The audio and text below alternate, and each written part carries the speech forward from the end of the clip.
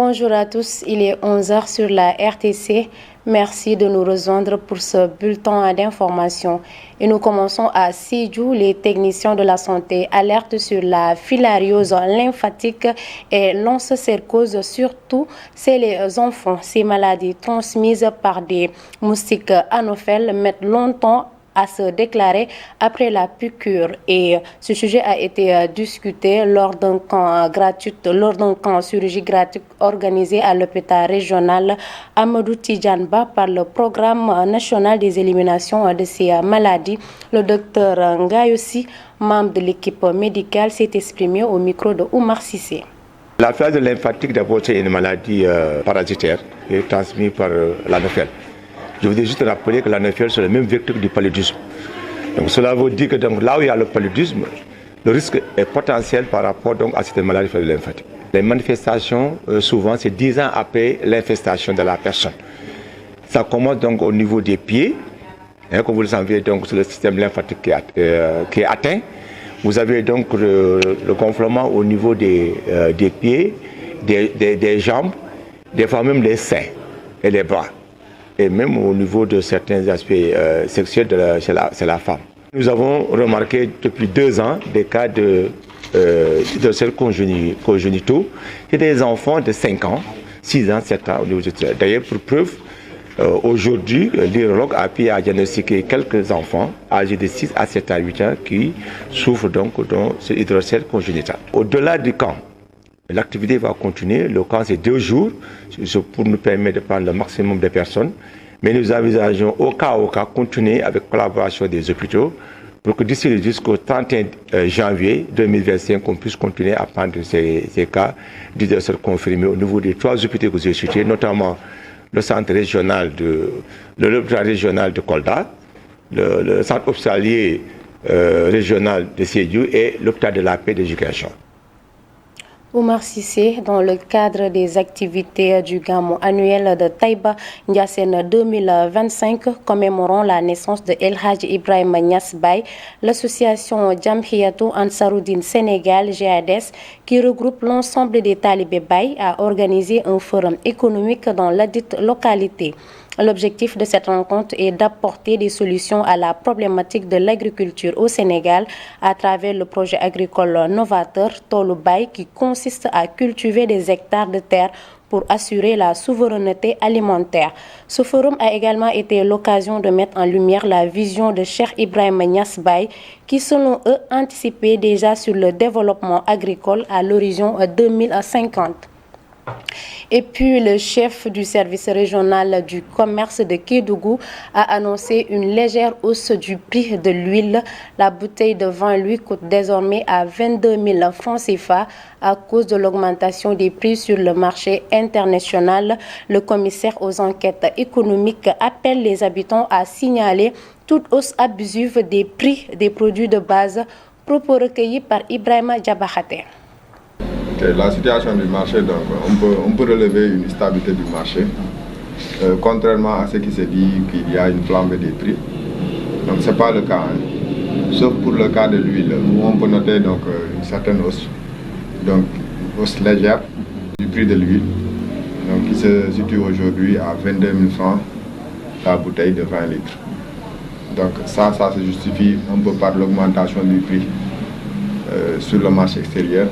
Donc, naturellement, il y a des répercussions au plan local. Donc, c'est pourquoi nous retrouvons le prix de l'huile à 22 000 francs aujourd'hui dans le marché de Kédougou.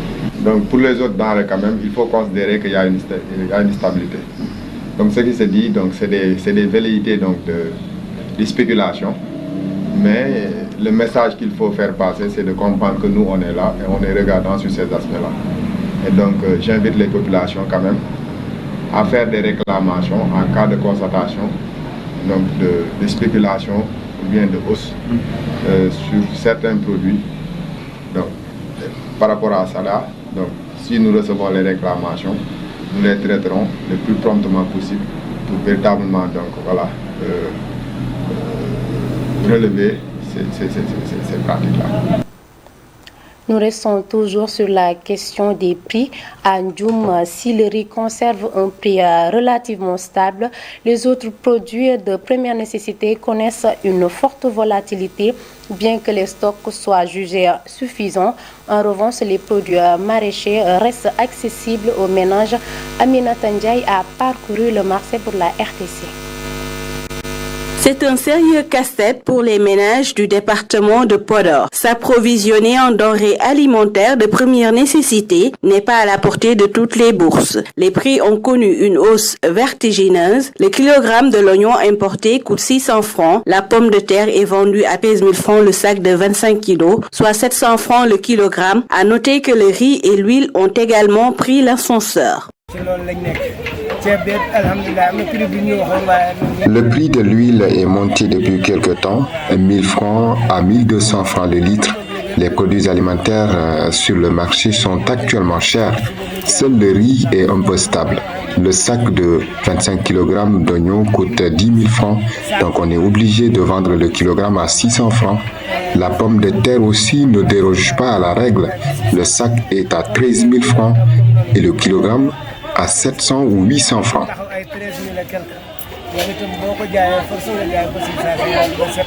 En croire Cissé Mbaye, les commerçants détaillants doivent être aidés et mieux soutenus par l'État pour qu'à leur tour, ils puissent appliquer des prix justes pour les ménages. Les détaillants doivent être soutenus par l'État afin qu'ils puissent acheter la marchandise selon leurs moyens. La concurrence déloyale qui règne actuellement sur le marché n'est pas normale. Cependant, les prix des condiments et les produits maraîchers semblent abordables. La salade, le piment vert sont visibles sur les étals, mais il faut marchander pour faire de bonnes affaires. Selon plusieurs citoyens de Ndioum, la capitale économique qui abrite le plus grand marché hebdomadaire du département de Podor, qui a lieu tous les lundis, il faut aussi un contrôle des prix, des stocks et la qualité des produits. Et pendant ce temps, le village de Djakoibanga, situé dans la commune de Suel, au cœur du Fognir, s'est engagé à bâtir son développement en s'appuyant sur ses propres ressources. Chaque année, les habitants organisent un congrès pour financer les infrastructures de base nécessaires au village. Et pour l'édition 2024, les priorités identifiées sont la réhabilitation et la construction de la clôture du poste de santé ainsi que celle de l'école élémentaire. C'est un compte rendu de Jakaria Djivu. Œuvrer pour le développement de leur village, c'est l'objectif que s'est fixé le village de Djakoibanga. Cela se passe par un diagnostic des maux dont souffre cette contrée. On avait diagnostiqué tous les problèmes dans les différents secteurs au niveau du village, en ce qui concerne l'agriculture, la santé, l'éducation, l'environnement. Et à partir de ce diagnostic, on avait pu proposer des recommandations sur ces différents secteurs. Donc ce sont ces recommandations que nous allons nous atteler pour pouvoir trouver des solutions par rapport au développement. C'est pour cela que le focus est mis sur un certain nombre d'aspects. Du poste de santé. Parce que dans le poste de santé, ça souffre un manque d'infirmiers. Donc c'est un élément important aussi pour la santé. Donc aujourd'hui, le village est en train de travailler par rapport à ça. Et en ce qui concerne aussi la clôture du poste de santé aussi, on avait lancé ça comme recommandation et déjà les initiatives ont été déjà prises. Parce que en ce qui concerne aussi l'éducation, parce que nous tous nous avions constaté qu'au niveau de l'école élémentaire, l'école n'a pas de mur de clôture. Pour résoudre ce problème, en attendant l'État, le village compte sur des cotisations des membres et les ressortissants. Porter une solution par rapport à ces problèmes. Donc raison pour laquelle à partir de la réunion passée, on avait même proposé aux différentes sections d'abord de donner des participations. Donc à partir de ces participations-là, on va essayer de faire des réalisations à notre niveau d'abord avant de faire appel à l'État. Mais l'urgence est de régler le problème de l'électricité qui pourrait être une solution au manque d'eau. Mais si on a par exemple du courant, donc il ne peut pas y avoir de problème par rapport à l'alimentation en eau. Donc le courant est un élément important. Les populations de Djakoibanga ont profité de ce congrès pour réclamer l'accélération de la réhabilitation de la boucle du Fogny. Et nous terminons à Dakar. Les chauffeurs de taxi dénoncent la concurrence jugée déloyale des plateformes de transport telles que Yango, Hitch et Yassir.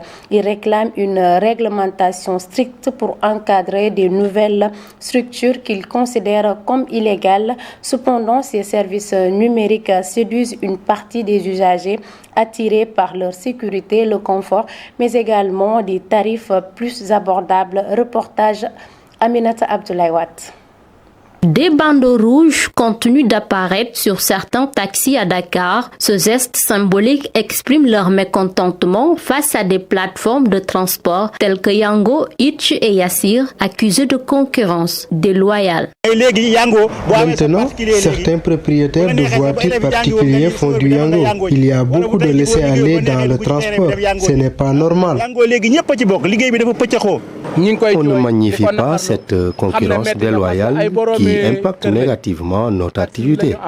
Cependant, si le taxi classique reste le choix privilégié pour une partie des usagers, d'autres préfèrent les nouvelles plateformes. Il suffit juste d'échanger avec le taximan. Les taxis sont plus valables, certes. Les nouvelles plateformes sont plus sûres. Outre cette concurrence jugée déloyale, les chauffeurs de taxi se préoccupent également de leur couverture d'assurance. On ne se préoccupe pas de la couverture d'assurance des chauffeurs de taxi. Nous n'avons pas de bulletin de salaire. Comment l'IPRES peut-il nous garantir? Face à cette situation, chauffeurs de taxi et usagers appellent à une réglementation du système pour assurer une coexistence équitable et garantir le bien-être de tous. À mon avis, les chauffeurs doivent être en norme. La cohabitation entre les chauffeurs de taxi classiques et ceux des nouvelles plateformes de transport reste tendue. D'ailleurs, le procès censé statuer sur la légalité des activités de ces multinationales a été reporté au 18 mars prochain. Maintenant, ainsi, l'incertitude dans ce secteur, déjà fragilisé.